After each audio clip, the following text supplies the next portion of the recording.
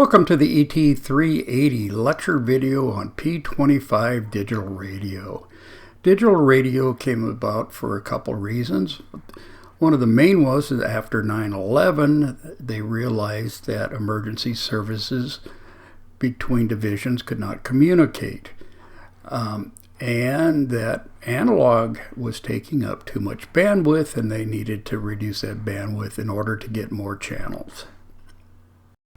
If we look at conventional radio, analog, that we could see City A Police Department could communicate amongst themselves and on Channel 1, but on Channel 2, we could utilize the City Fire Department from B, and then we'd have Channel 3 that was unused at the same time.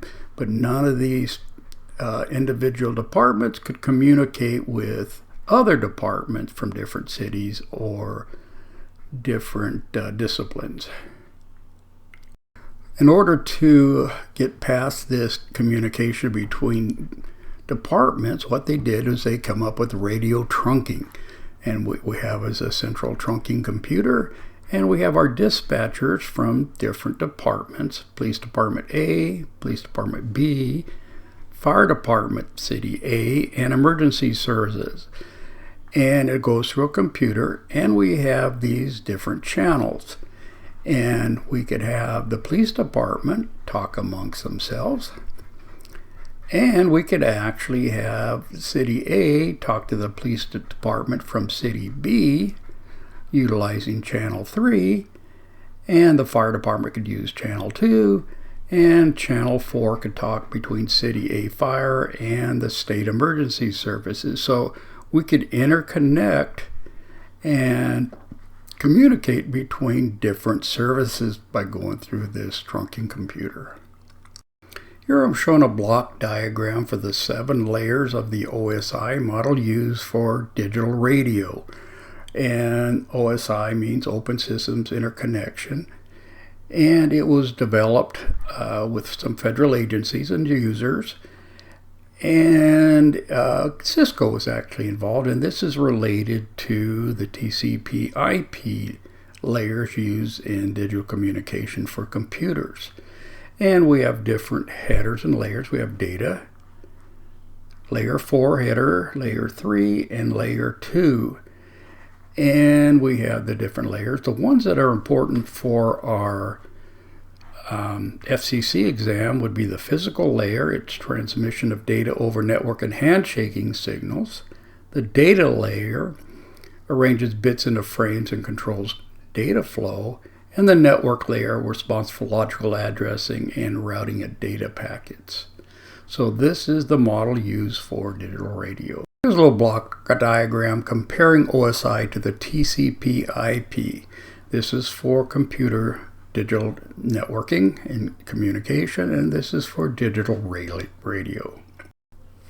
Here we are looking at P25 radio and the different bandwidths that we have. Here's analog, 25 kilohertz. So one of the reasons that we went to digital is to reduce the bandwidth. So we cut it in half with Project 25 Phase 1. And then when we went to Phase 2 of the P25, we reduced it to 6.25 kilohertz.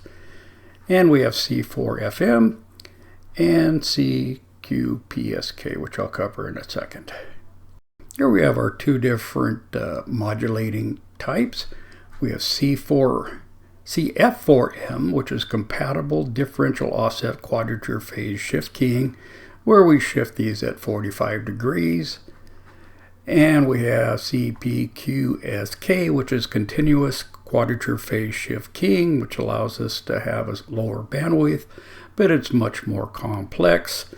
And this diagram here was what I made comparing from an actual diagram off of a machine, and it is the best I could do, so I think it's fairly accurate. Here are some block diagrams of voice codecs, coder decoders, also known as vocoders. So what we have at phase 1, we have a microphone amplifier, an analog to digital controller, a DSP, And we're using IMBE, which is improved multiband excitation.